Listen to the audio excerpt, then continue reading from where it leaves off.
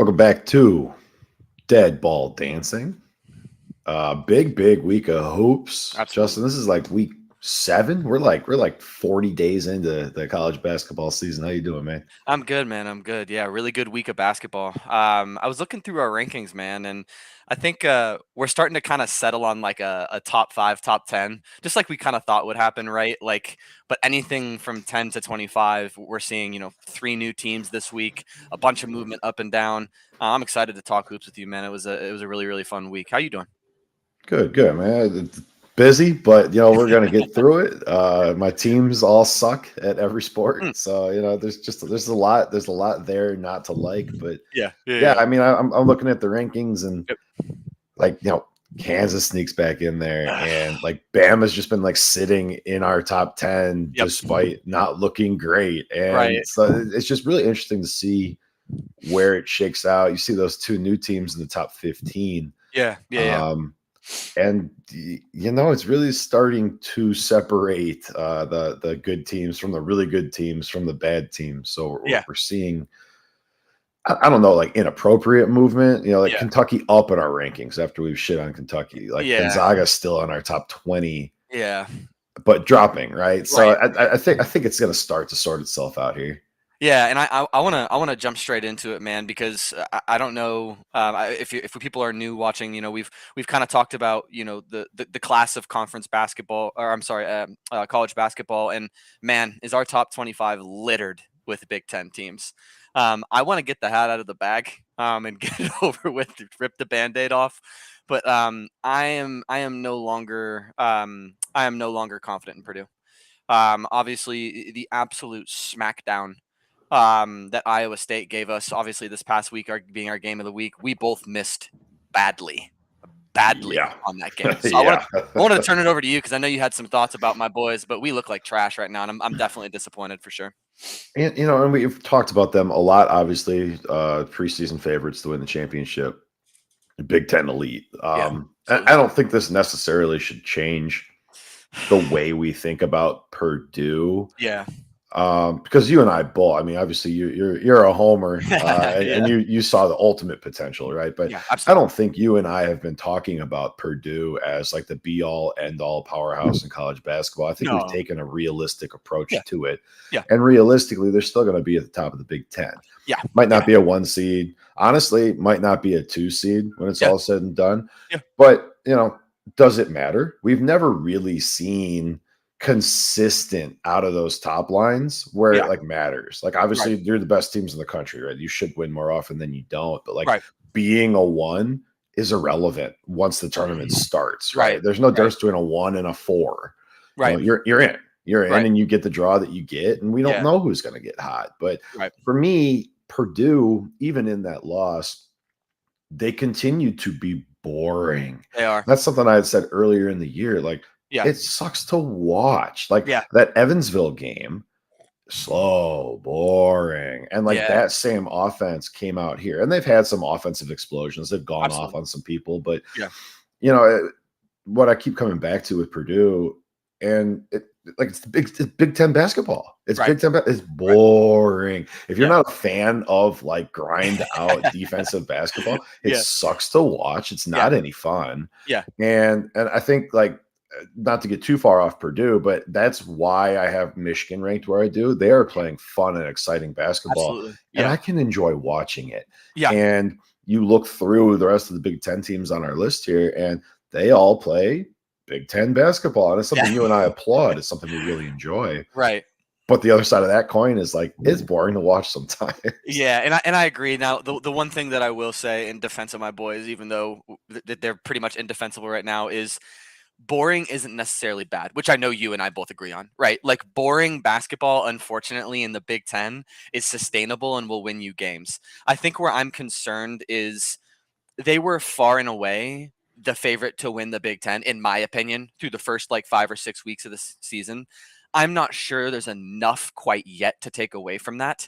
But man, I don't see them beating Michigan, especially if it's at Michigan, because Michigan is just looking like the ultimate class of college basketball right now. So I'm happy that you called it out, because even though the brand of basketball is sustainable on Purdue's behalf, it is boring as shit. So I'm not gonna lie to you. It's kind of similar to Michigan State, right? It's kind of similar to Nebraska. I mean, Nebraska to me is like the ultimate like Big Ten prototype, because I can't watch their games.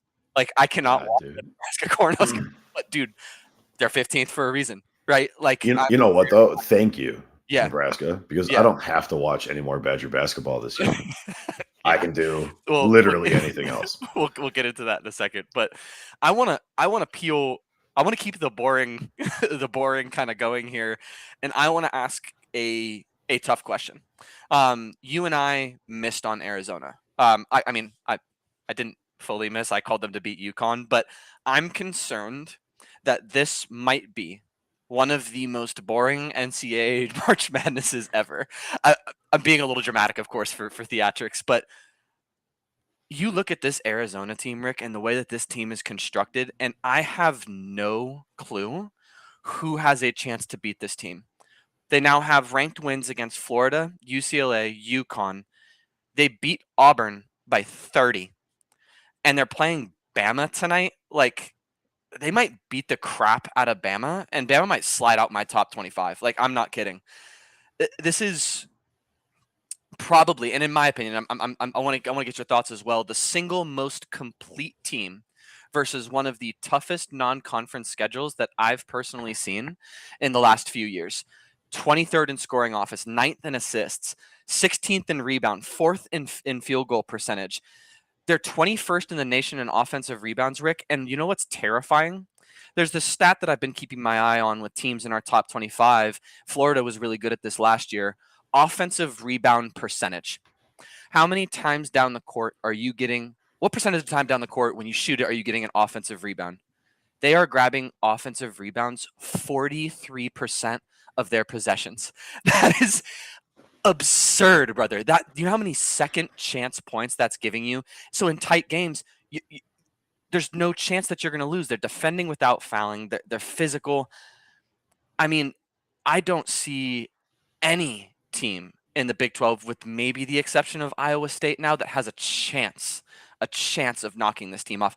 Someone might jump up and grab them. I mean, watch out for Utah, right? Like, Utah, their first Big 12 game might snag them. But do you see a team beating Arizona this year, man? If there's a spot, it's tonight.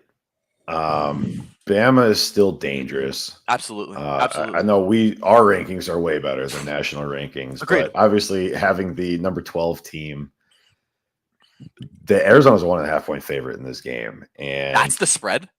Yeah. And it's a massive, colossal win either way, right? Yeah. A loss is going to slide Arizona to 5 or 6 probably. Yeah. A win is going to put Bama back in the top 5. Yeah. And so, for our rankings, I think we're probably a little closer on Bama than national media is. Agreed. But I don't think that's going to stop them from rightfully so, praising Arizona if they can win here. But Bama matches up real well. They do.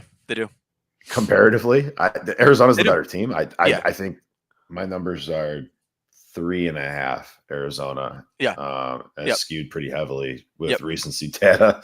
But I love Arizona, but they have a tough road here, and we've shit all over the Big 12. Yeah. Look in our top 10.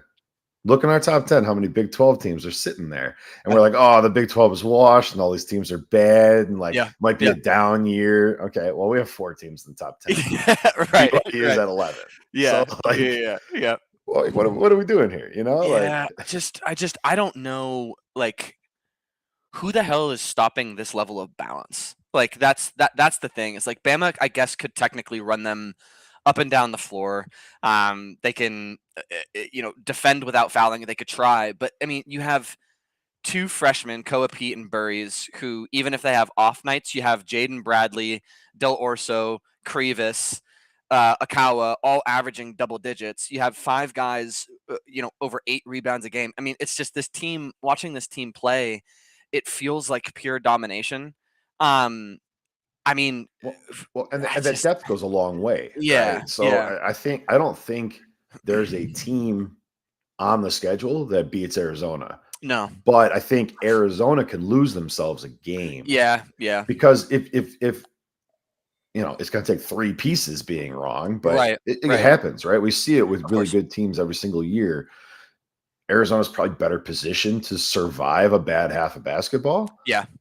But, if it's Bama, if it's Iowa State, if it's BYU, those are teams that can take advantage of a bad half of basketball. So maybe the only team that can beat Arizona is Arizona right now. It feels like it, right? Like it just, and that's the thing is like, I'm waiting for them to do 3 or 4 things wrong in a single game. And they're not doing it against a UConn, Florida, Auburn, and UCLA. Who the are they going to do it against? Like, I don't know, man. So, we obviously missed on the Big 12 this year, but man, did we miss them on Arizona? I had no idea they'd be this dominant. They look good. They look fantastic. Yeah. Moving down the top 5 there, obviously Iowa State with a big week. I was actually really impressed with the way Iowa played Iowa State. Yeah. Obviously, fans get up for Cy-Hawk games because there's nothing else to do in Iowa. But good basketball. Obviously, we popped Iowa up 5 spots in our rankings all the way to 18. They had been on our radar as a good team.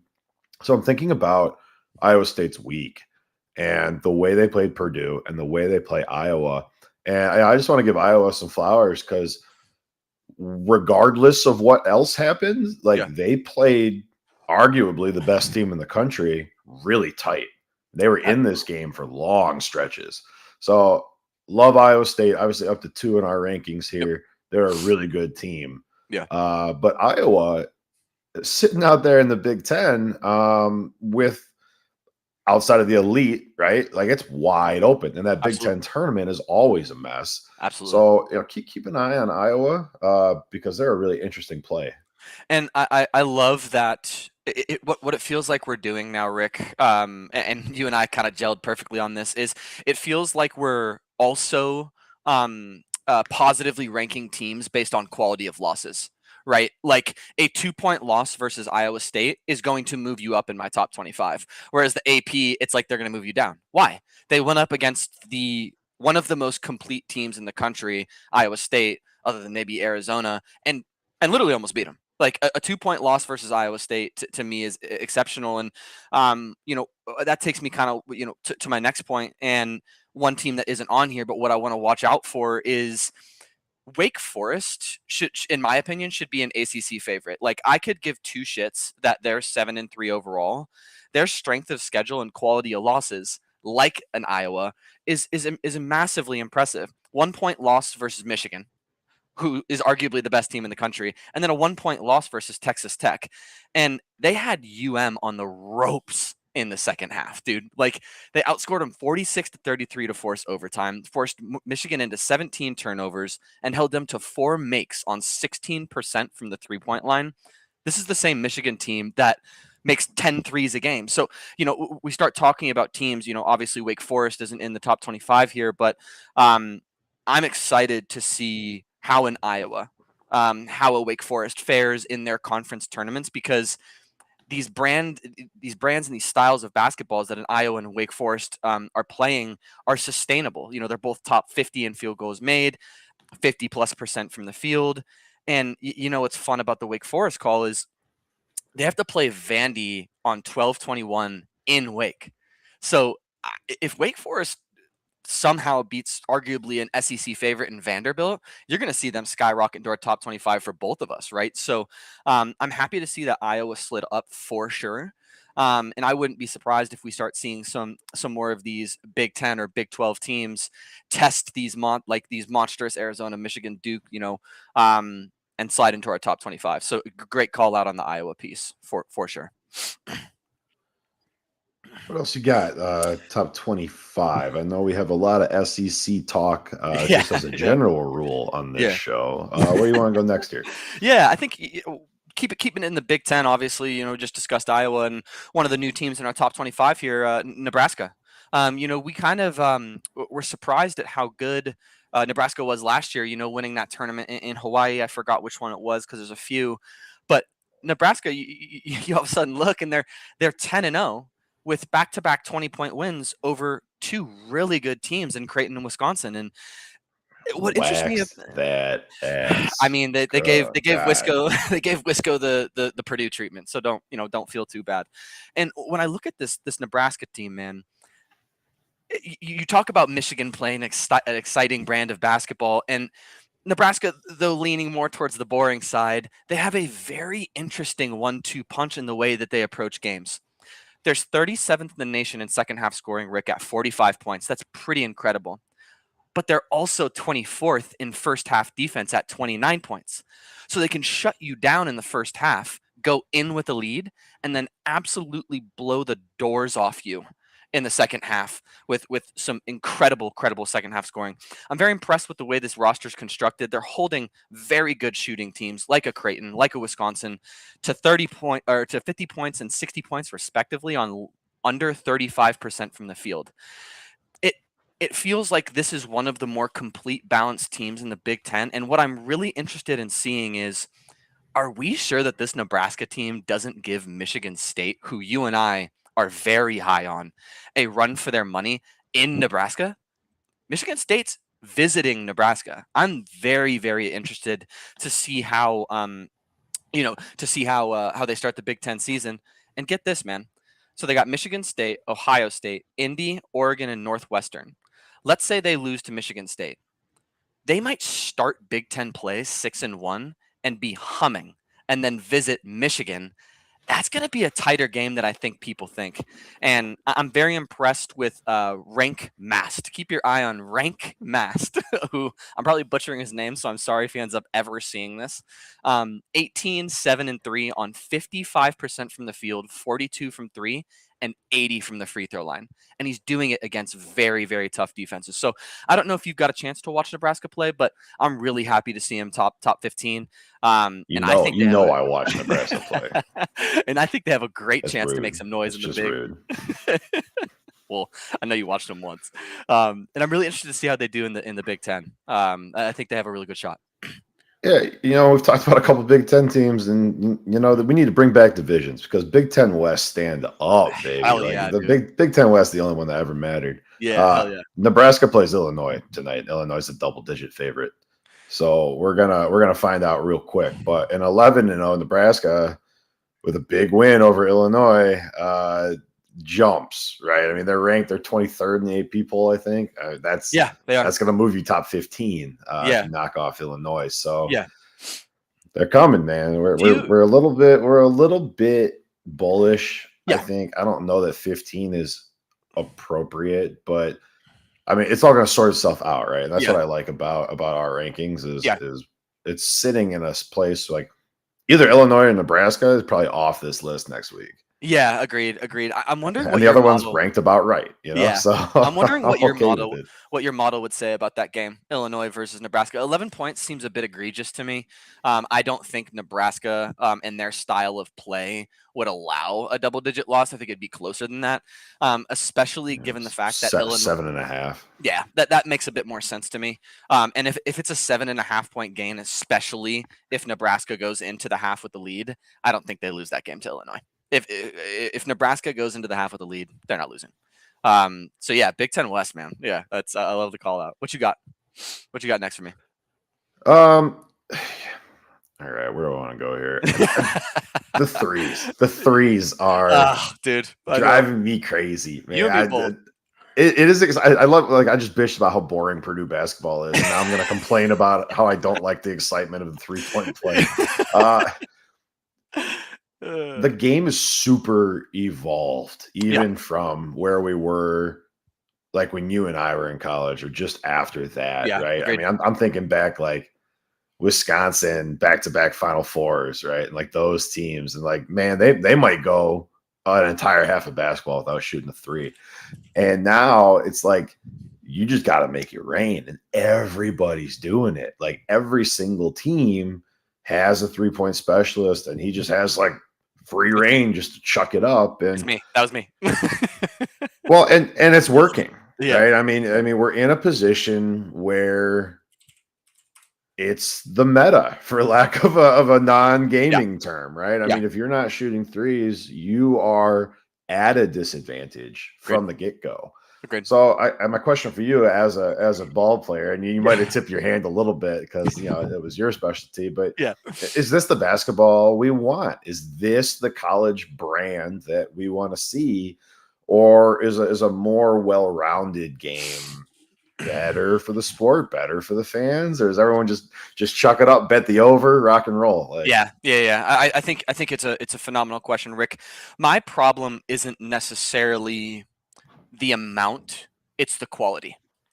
The quality of 3-point shot has dropped drastically. We're no longer getting into sets, working the ball around, interior, exterior passing, driving the lanes, kicking it out. It's that one play that I was telling you about, Kentucky versus Michigan State. You're down 12, you dribble down the court with 30 seconds remaining on the shot clock, and you jack up a 30-foot step back three. If you run your sets, even if it's an inbound play from under the basket, and you run a great set, you shoot a three and you miss, it's a good shot because the chances are it's more open than if you just dribble down and huck it up. So, I kind of miss the back to basket, right? Like fighting down low, gritty, grindy games. And that's crazy coming from someone who played in college only because he could shoot threes, honestly, Rick. But I was able to get open looks, right? And shoot well in college because we had a style of offense that was interior, exterior. And it feels like, with the exception of maybe Duke getting it into Boozer and working around him, there's no team that does that anymore, right? So it's very interesting to see how the game is, and I hate to say this, tilting more towards an NBA style, because we know the quality of I know because we know the quality of shot and the quality of basketball in the NBA is solely reliant upon threes, and I'm really sad to see it go that way. One caveat: Arizona's the best team in the nation, right? They're only taking 16 threes a game. People can do what they will with that information. They are Arizona style of basketball is what I wish college teams would get back to. So I love the question. What are your general thoughts? Are you kind of in the same camp that you want to get back to the other style, or? I am well documented on the record hating the WNBA. Where the fuck did that come from? Well, all right. So recently in public forums, I have stated that if I could eliminate one professional sports league from the face of the earth, it'd be the NBA. Agreed. So Agreed. When I'm looking at college basketball and seeing it become more like the NBA, it's the worst possible thing. Agreed. I completely agree. College basketball is so much fun. Yeah, I know. It's such a different sport than anything else that exists. And every step it takes getting closer and closer to the abysmal NBA is bad. So it's an overreaction to say remove the 3-point line. Yeah, of course. Well, of course. Yeah. We should at least go with the NBA 3-point line to make it harder to shoot threes so that maybe teams won't take as many. Yeah. Yeah. Like, I want it to be more challenging to shoot threes so that we are discouraging it. Yeah. Give me real college basketball back. Every step toward the NBA is a wrong step. Yeah. I think you and I are on the same page with that, man. I'm hoping.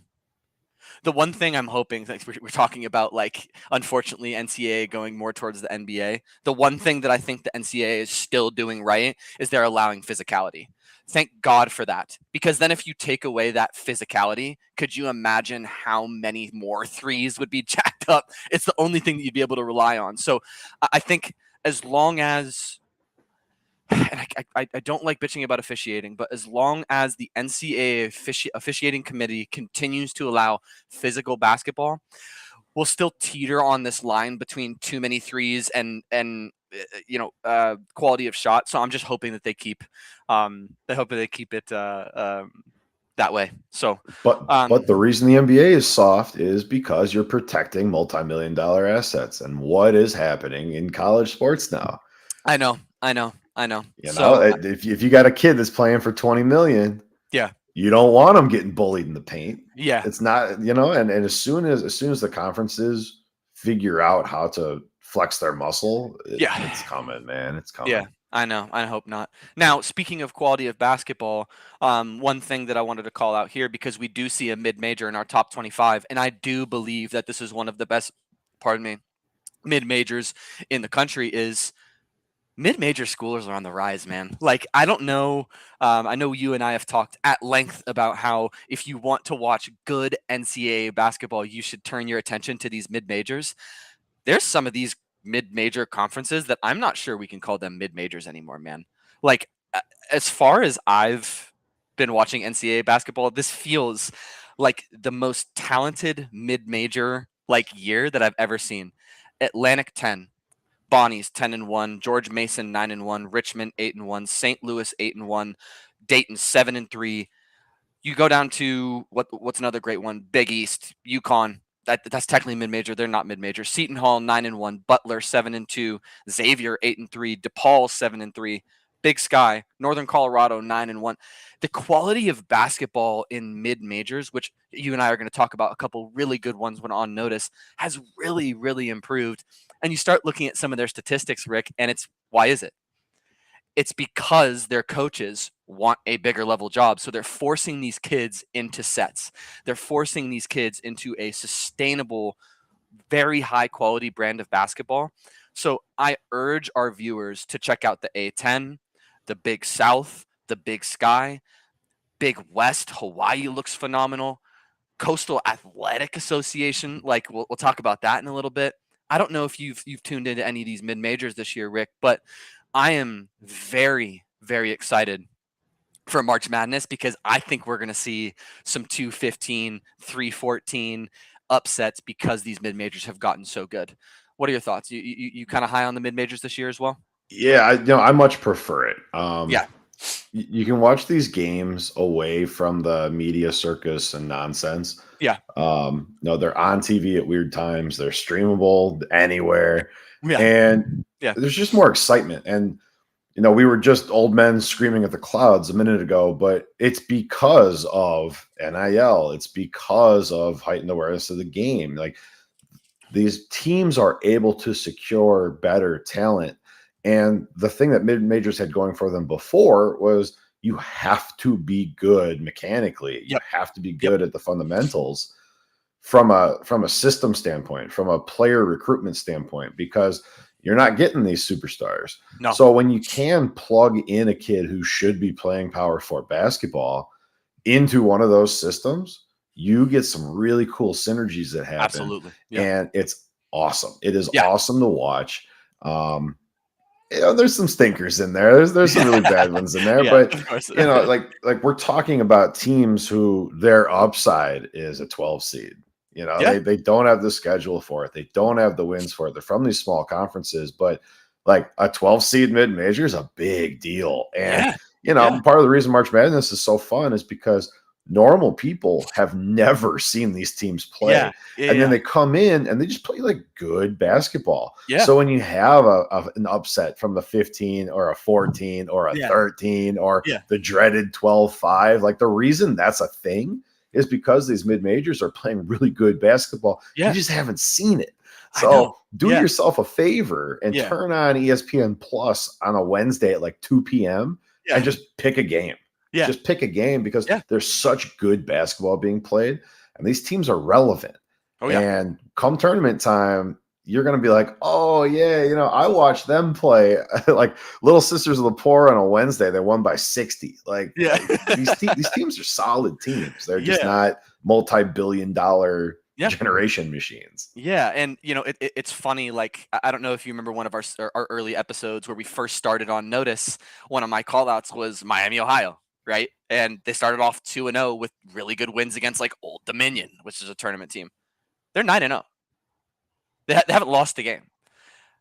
Mid-American Conference, you got Buffalo at 9-1, Kent State at 9-1, Akron at 8-2, Bowling Green at 7-3. My niece is watching. Western Michigan sucks. They're 5-5, but if they get on a run and go in the conference tournament, they're gonna, if they get the auto bid, like they can knock somebody off. Like the quality of this basketball has improved so drastically, and I am so excited to see these teams excel in March Madness, man. So keep your eye. Does she not know? Does she not know that this is a Central Michigan podcast? Fire up chips, baby. Fire up chips. Just ignore him, please. Just ignore him. He's rage baiting. I got a couple more, but I want to turn over to you because I think you have a really good call out here. The grinders.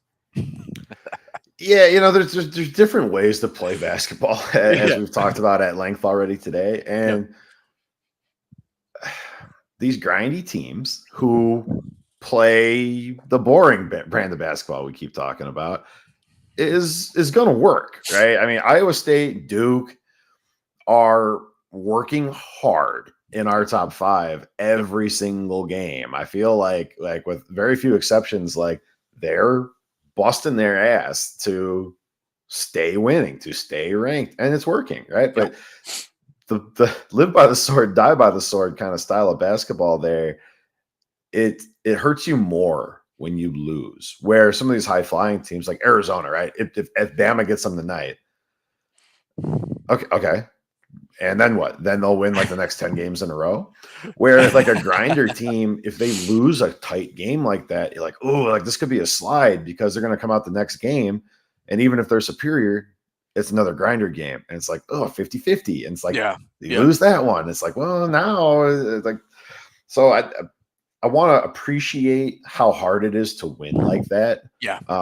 Because like you have to be on constantly, because when you play up and down to your opponents and your style of ball is slow and grindy, there are way more opportunities for that to slip away from you.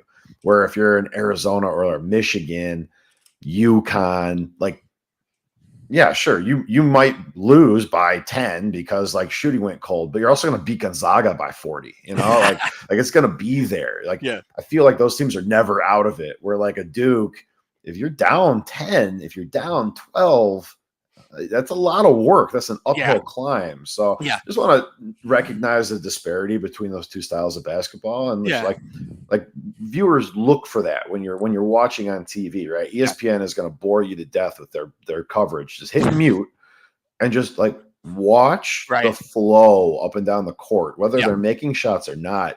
Watch the grind, because those grindy teams have a lot more work to do than the high flyers do. And I think what's fun, I think Duke is more at risk than Iowa State. Walk with me. Iowa State feels like they can do both, right? They came out against Purdue and they were high flying up and down the court, ran us out the gym, right? Stellar defense. And then versus Iowa forced them to slow down, but they still closed. You know what I mean? Like they still were able to close the game out. For Duke, and they got a little bit exposed versus Kansas, I think. It felt like they're a bit more susceptible to, if they get slowed down, they don't have that high-flying, athletic, dynamic offense like Iowa State does to get back in the game. So I really like your call out there, and I'm curious to see how Duke is going to fare against ACC teams like a Wake Forest or like an SMU that I'll get into in a bit, where they are dynamic as hell, right? So phenomenal call out. And I think, I think I'm curious to see how they play. Now, 3 teams that I'm confused about, Rick, and I need your help. One of them obviously being, or a couple of them actually, I think being in our top 25 is, I have no idea where to put Kansas, St. John's, or LSU. Kansas is back at 24 for us. I moved them up to 33. I don't know what to do, dude. They lost to UNC. Right. They lost to Duke. Fine. Okay. They beat Tennessee, and then they only lost to UConn by 5. Then they blew the doors off of Missouri team that you and I think is still very good. I don't know where to put Kansas. St. John's 5-3, and somehow they're 22nd in the AP poll, which is disgusting. Right. They lose to Auburn. They only lose to Iowa State by 1. They blow the doors off a really good Baylor team. They beat Ole Miss, but then they lose to Alabama. And then LSU beat the brakes off DePaul, right? Barely skate by Boston College, and then get absolutely demolished by Texas Tech. I have zero clue who these teams are and no idea where to put them at all. Well, let's start with the easy one. Darren Peterson is back. Kansas is that's true. Going to fly up these rankings. Yeah. So I'm with you. Like the current product that we have, like the body of work that we have, I have no idea. But I do know it's irrelevant. It doesn't matter because Kansas is going to beat everybody in the Big 12 except for Arizona, Iowa State, probably. Yeah, most likely. So that one's easy because it's going to take care of itself. Yeah. The other two, I just don't know. We've been really down on St. John's. And I think even in a year where the Big East looks better as a whole, I think that hurts them. So I think they're going to continue to slide because I don't think they're the best team in their conference. I don't think they're the second best team in their conference. They might not be the third best team in their conference. Yeah, not the So I'm not sure it matters at the end of the year. That's fair. They might not be a tournament team. I mean, Kentucky, tough. Georgetown, tough. Providence, tough. Butler, like they got a gauntlet. So I think I slotted them up because they had a tough win against Ole Miss. I think for me personally, thank God they're not on our top 25. I think I moved them back up to 38. So I'm still down on them, right? But like it feels like I don't know what product I'm getting out of St. John's. And then LSU, I moved them down to 35 after having them at, I think, 17. Because you're not going to... They were almost in our top 10 for a little bit there. I know, because they look stellar. You can't lose by 30 to Texas Tech, who is not a good team this year, let's be honest, and expect to remain anywhere remotely close to my top 25. You're winning the games you're supposed to, I guess, but what you're also supposed to do in a season where you've gotten so much better is test Texas Tech, and you didn't. You got absolutely mollywopped. So I don't know if you have any thoughts on LSU, or I don't know where you put them in yours. I'm going to look really quick. You took them out as well. Yeah. You took them out as well. Yeah. They're fine. Yeah. They're okay. But like the SEC has better teams. So to be struggling early is not really a good indicator for me of where you're going to end up because it's so different in the SEC. So they've won some big games. They've lost some games they shouldn't have. But I want to just let you take it directly into SMU because SMU is a team that for me feels like these other teams. It feels like I don't know exactly who they are. Yeah. And it's a cop out, right? Like we're supposed to be doing this show and we have our rankings, but like I need to see more games. I need to see more games from LSU. I need to see more games from SMU. I need to see the ACC shake out. Yeah. Because what is the SEC? What is the ACC? And those crossover games, the SEC ACC challenge is going to show us sort of a lot of stuff out. Which one of these conferences is good. Yeah. Because I don't think they both are. No. But gun to my head, which one is it? I don't know. Obviously, we have Duke sitting at the top, but Bama's at 10. It's not crazy. We're really high on Vandy. I don't know. So I mean, talk to me about SMU because that's one I had a lot of trouble with ranking because I don't know what to expect from them going forward. But I like the body of work. Yeah, I like the body of work, and I think what's impressive to me about SMU, and I think just checking where I have them personally, I'm a little bit higher. I have them at 21. Almost, I feel like they're close to cracking our top 25. I think they're 27th in our rankings, and I'm impressed with the way they play. And you look at the teams they've faced; they're beating the crap out of SEC teams. And that's one of those things where it's like SEC ACC challenge. If SMU, who I think should have gotten in the tournament last year, pulls an SEC team, I think this could be a Sweet 16 team, man, because the way they play is very exciting. And, they're 2-1 versus the SEC with the only loss being against probably our favorite to win the SEC, Vandy. They have LSU tonight. I'm really, really interested to. I'm gonna be watching this game. I might not even watch our game of the week and just tune into this game depending on what time it is. And I think they have a chance to make a run because year over year they keep having this stellar offense. They're 15th in the nation in scoring. They're 29th in assists. They're 14th in field goals made, and they're 16th in free throws made. they're balanced, right? 5 guys over 10 points, 6 guys over 10 minutes a game. And Boopy Miller, man, I don't know if you've watched this guy play, but man, what a fun candidate for ACC Player of the Year. In my opinion, if it wasn't for Boozer, he should win it. 21, 4, and 7 on 46% from the field, 93 from the line, and 40% from 3. Like, SMU feels like a team that could knock off one of the SEC greats. Like, are we sure that if SMU plays Alabama in a neutral site, call it somewhere on the West Coast, that they don't snag a win against Bama? So I'm waiting. I think this game versus LSU tonight is going to be massively indicative of which conference is better. I know that's obviously a bit dramatic, but we were talking about LSU being one of the cream of the crops in the SEC, with Florida being bad and Tennessee being bad and Kentucky looking awful. SMU beats a really good LSU team, and we're talking about a top 20 SMU team per chance, right? That has a really good shot at stealing one from Duke for the ACC title. So I don't know if you've got a chance to tune into their games, but it feels like their brand of basketball is sustainable and repeatable. Yeah, I agree. It still doesn't make sense to me that they're in the ACC, but that's fine. I will not get into a college football division realignment conversation on this show. But and the reason I paired those teams together is because we're going to find out tonight. Yeah.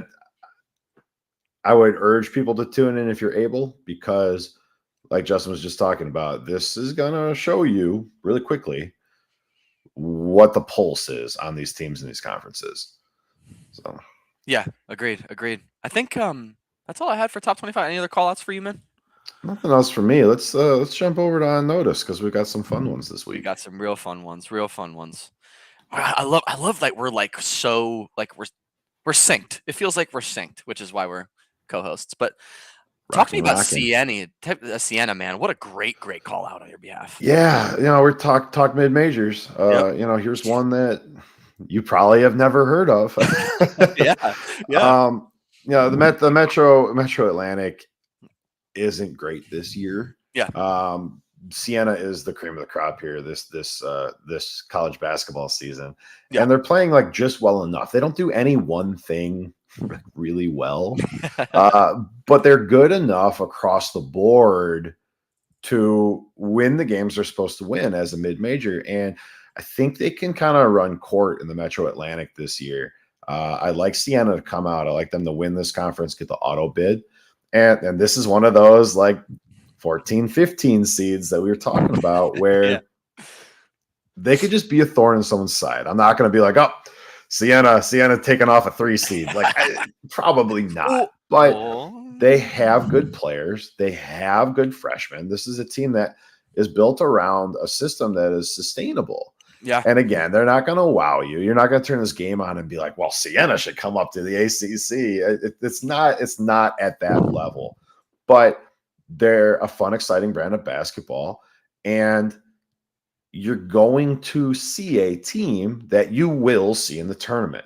And it's not like Siena's going to make some noise, guys, but understanding the B side of college basketball is going to make you a better fan.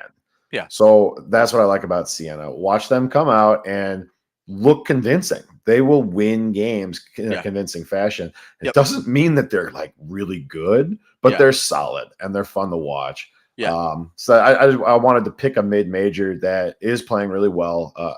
Siena is my new pick for Metro Atlantic to get that bid. Yep. But no specific players to call out. Again, if you pull their stats, they're just middle of the pack. They're top 150 in everything, but they're not top 120 in anything. It's like now I'm a stats guy. Do you want to verify that claim? Which way, up or down? They're the 7th best scoring defense in the nation. They're 8th in allowed rebounds. They're number. Like per possession? No, they are the 7th best scoring defense in the nation. They are 11th in opponents' free throws made per game. They are 4th in first half defense, 22nd in second half defense. They are 4th. You'll have to send me stats, because I'm seeing that their opponent has about all those rankings. They are 4th in defending without foul. I mean, this team is complete. I'm gonna put it. I'm gonna send it to you over Discord right now. This team is impressive. Shoot it over. Yeah, I'm seeing very different per like game numbers. and maybe I'm reading it wrong, but I'm telling you, dude, this team can play defense. Now they can't play offense for shit. I mean, they're probably one of the worst offensive teams in the nation. But dude, this defense. I mean, they have several games because once you put them on notice, I was like, I got to make sure I come with stats to back stuff up. They've limited teams to 40 points or less twice.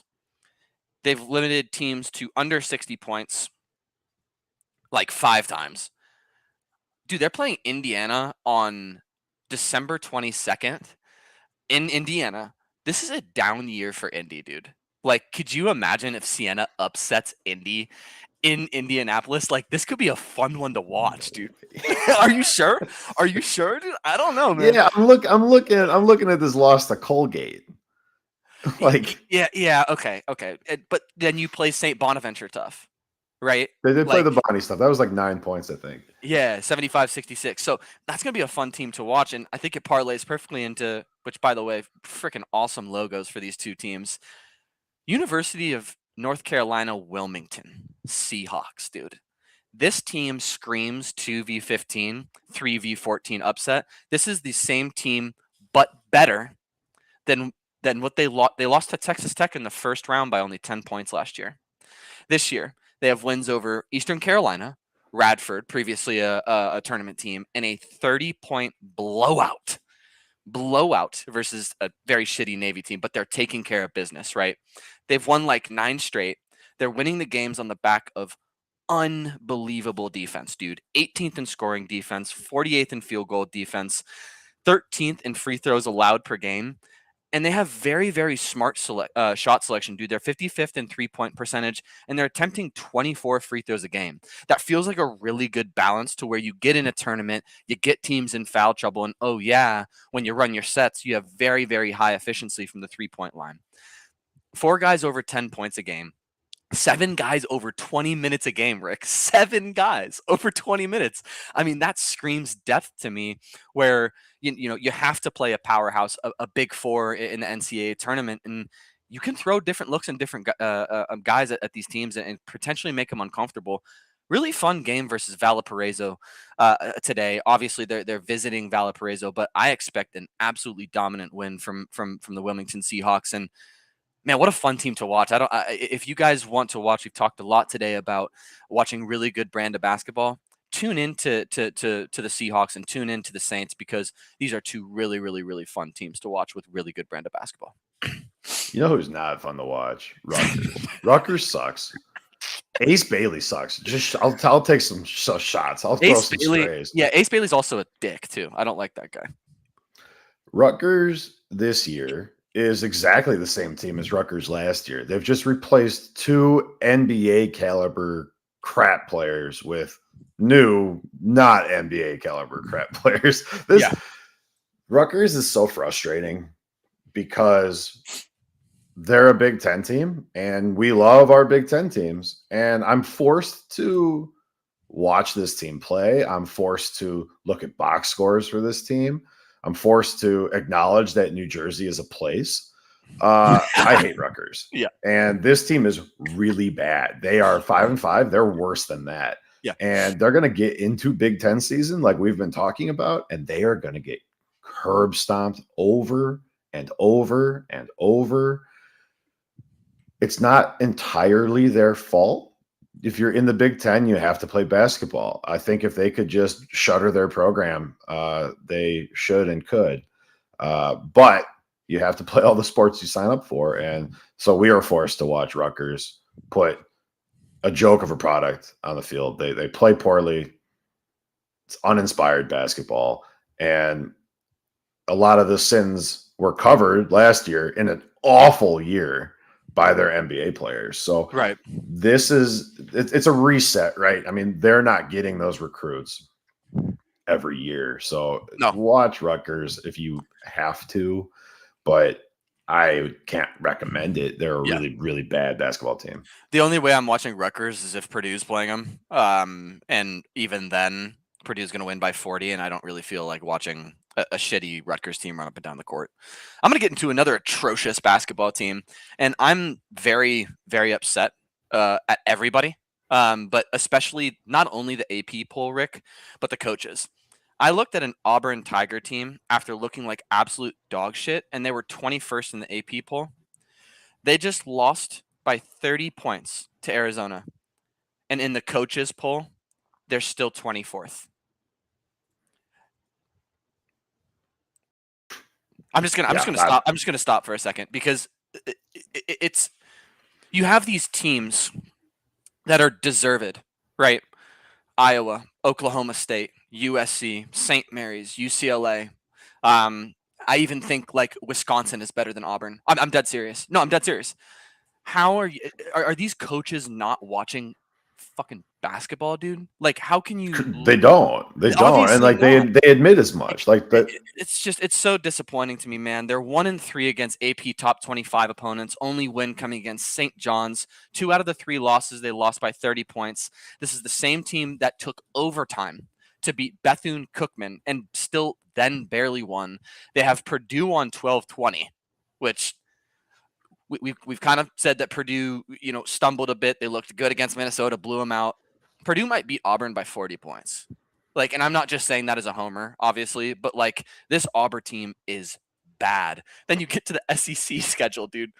You have Georgia, A&M, and Arkansas. We know that A&M's having a tough year, which hurts because that's where I got my MBA. They might go 0-3 to start SEC play. Like, I'm not sure this, as bad as A&M is, that they don't beat this horrific product that Auburn is putting out. This is one of the worst heartless defenses in the entire country.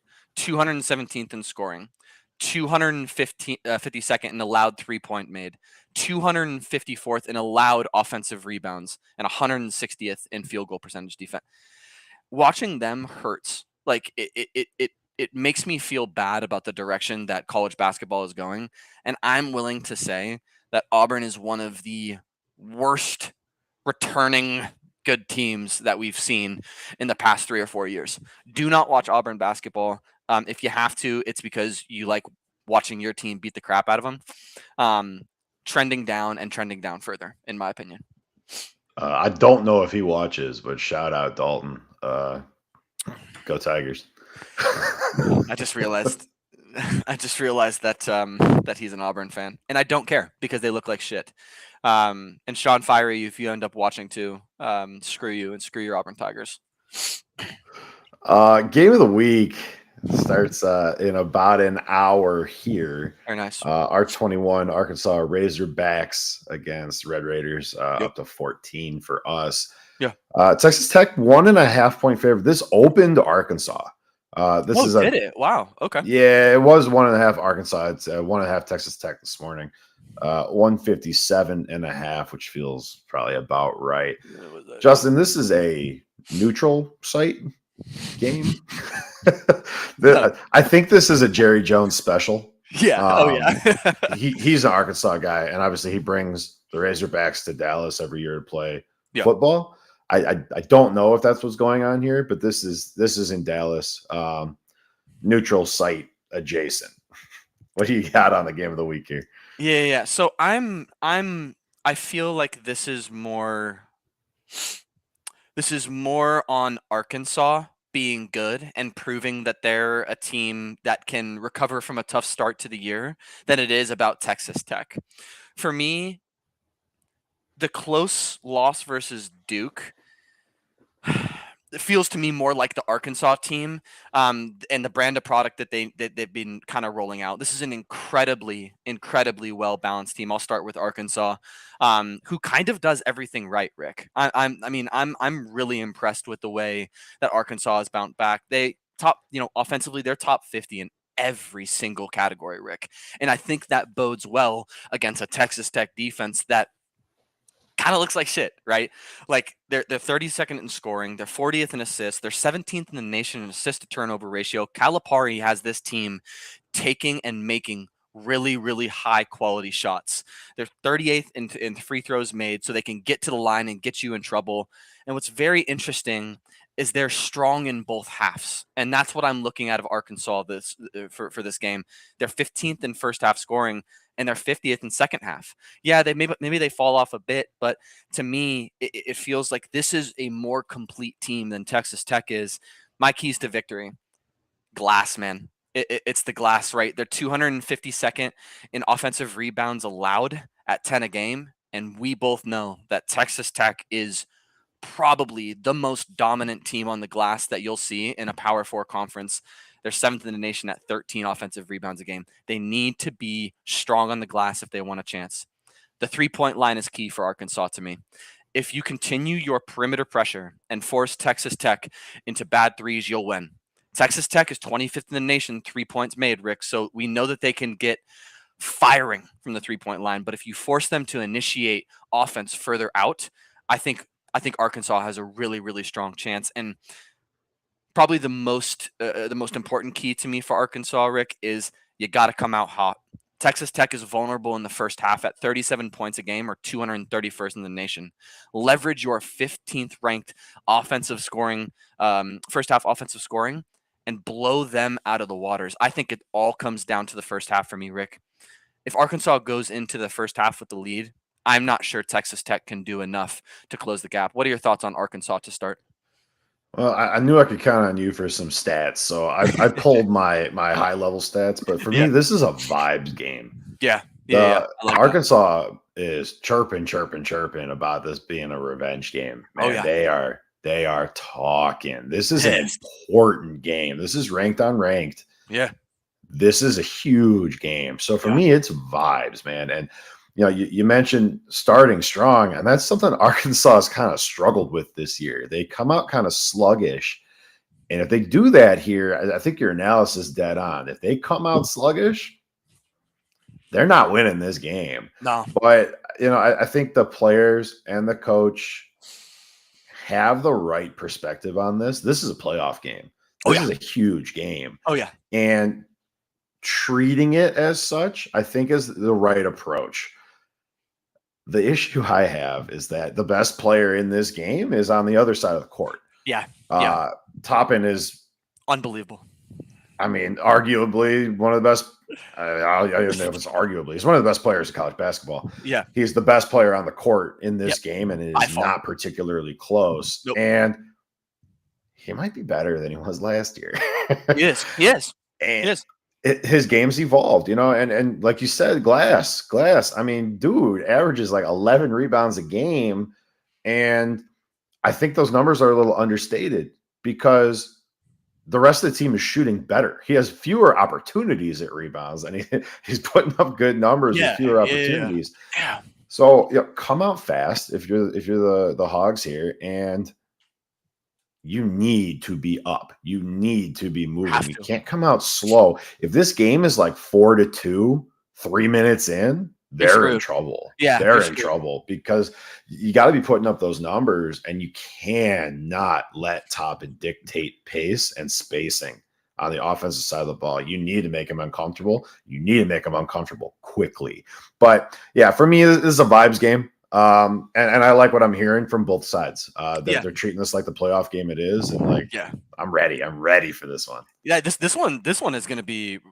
I mean, we talked about game of the year, earlier, obviously, but this has the makings of game of the year, and I think, for Texas Tech, my concern, Rick, is okay. Toppin's at 21 points and 12 rebounds a game. Great call out for you. Who else? Fair. You know what I mean? And this team feels not the same level of completeness, I guess, than that they were last year. And my problem is they're weak on the defensive side of the ball, which is so unlike the Texas Tech that you and I have become accustomed to watching. They're 125th in opponents' 2-point percentage. They're 131st in offensive rebounds allowed. They're 163rd in turnovers forced. Last year, they were top 50 in every single one of those categories. It's concerning, but I think what Texas Tech does right is they freaking dominate the intangibles, and that's what makes this game so exciting for me. Is I already said they're 7th in offensive rebounds. They're 54th in committed fouls, and I just talked about how weak their defense is and how Arkansas has to go in the into the halftime with the lead, they're 19th in the nation in second half points allowed. If Arkansas does not go into the second half with the lead, Texas Tech might win this game by 40, dude. Keys for me for Texas Tech, right? Despite Toppin, who else? Who else is going to step up and shut down this prolific Arkansas offense that we know can come out and smack you in the mouth? Win the first half. If you somehow don't let the 15th best scoring offense in the nation run you out of the gym in the first half, you'll win the game. Keep it close. Go in up 2, go in up 3, and you got a chance to win this game. You're not going to beat Arkansas unless you get to the line. You need more than an average of 14 free throws made versus a dynamic offense or defense that is Arkansas to win the game. Get them into foul trouble and force them into a deeper rotation, and then all of a sudden you're gonna be able to win the game. Pressure them. I don't know if we've obviously watched a plethora of Texas Tech games this year, but it feels like that same defensive and intensity that we saw them play with last year is lackluster. You're only forcing 12 turnovers a game. Arkansas does not turn the ball over. They are incredibly well coached, and they take very smart shots and very smart passes. If you let Arkansas get into these incredible sets that Calipari has them running this year, you're cooked. You're cooked. You have no shot. Switch up your defensive looks. They run man constantly, but that might not work against Arkansas, who's going to run you around constantly, screen after screen. They're so fast. Yeah. Dribble handoffs and back cuts, and switch to zone. Switch to a 3/4 court press. Switch to a full court press. Back it into a 2-3. Back it into a 1-3-1. If you just throw man at Arkansas, you're not going to win the game. So I know that was a bit of a lot of talking there, but I'm really looking at that last bullet, Rick. If Texas Tech comes out in man and Arkansas gets up 10-2 and they don't switch into a zone, Arkansas wins this game by 30. So let me stop there. See if you have any more thoughts on the game before we announce the picks. Yeah, that's all I've got, man. They're very similar from a base statistical standpoint. They play different kinds of basketball, but the numbers are eerily similar for standard metrics. You can obviously dig deeper, and there's a lot of differences between these teams. But as far as a game of a week candidate, I think this is a fun one. I think this is one that is very approachable for people. So if you're one of our more casual viewers, this is a good one to watch because the teams are just about evenly matched, but could not be more different on a deeper level. So this will give you a look at college basketball that is broad. It's a broad look. This is a fun game. Yeah, and it's going to be really, really high quality game, right? This is not going to be, Kentucky throwing up 40-foot 3-point shots. This is going to be both teams being very well coached, disciplined, and a lot of heart. This is going to be a game filled with a lot of heart. With that being said, I want to let you kind of talk about the gambling stats here for a second, but I'm going to take Arkansas. I think Arkansas is the more complete team.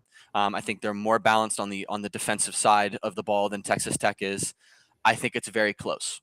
I think the reason why Arkansas wins this game is because they can play insanely fast, but they can also slow it down and get into their sets, take care of the ball, grind you down to 5 seconds left on the shot clock, and then hit you with a backdoor cut for an easy layup. So I'm going to take Arkansas. I think it's close. Give me Arkansas by 5. Woo pig. I will take the Razorbacks as well. 75-69 would be the under. 5-6 point game feels about right to me. You're taking the under. I think the Razorbacks will slow this game down at the end. I like Arkansas to win here. Cool. And you're taking the under? Yeah. And you're I'll probably find the alt under. I like this under 150. Okay. Oh, wow. Oh, you think they're slowing it down. Wow. Yeah. Okay. I like that. All right. Well, and we've never been wrong on our picks. So, let's just ignore last week.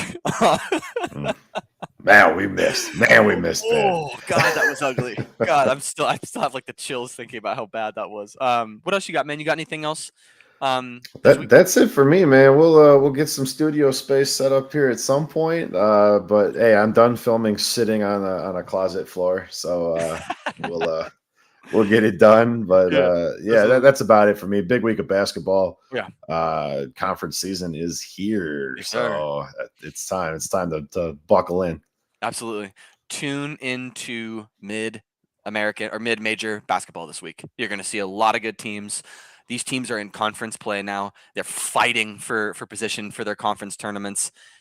Watch this mid-American basketball. You're going to have a lot of fun doing it. That's all we got for you guys. Dead ball dancing. Make sure you hop on Chainlink. Pick the game of the week. It's lit up. Second game from the top of the board right now. You've got about 55 minutes to get yourself in there. Sure. And let us know in the chat if you like the Red Raiders or the Razorbacks. Give us a like. Give us a follow. Sure. If you are on Facebook, we need subscribers on the Facebook page so that we can stream live to Facebook alongside Twitch and YouTube. I like that. Really want people to be able to access us wherever they're most comfortable. So if you are on Facebook, drop a follow on Club 602. And if you didn't know we're streaming on Twitch, we are live on Twitch and YouTube right cool, now. Dude. I didn't even know that. So, yeah, drop those follows. What did I say? Man, mash that like button. Oh God, don't. No, we appreciate you guys joining us to talk hoops every week. Yep. But support the stream. Chainlink, like, follow, subscribe, Facebook. Come on. And my sister is watching right now. It was just one thing I want to say. I'm a little disappointed in her. My sister prides herself on being like a social media expert. She has her own radio channel, by the way, in Ohio. She's literally a radio host, and not once has she. Hell yeah, but not once has she offered to promote us. Not once has she offered to, put anything in the comment section. So says you and I are gonna get on the phone after this. I'm gonna have a conversation with you. But again, yeah, thanks so much for the support. Thanks so much for tuning into this episode. Really good week of basketball coming up. So let us know if there's a certain conference that you want us to talk about next week, or if you disagree with our top 25. But yeah, Rick, what a great week we have coming up. Hell yeah. This has been Dead Ball Dancing. He's Justin. I'm Rick. We will see you guys same time next week. Good luck with your picks. I want to see it. I want to see it in the chat. In the comments. Peace, y'all. Peace out.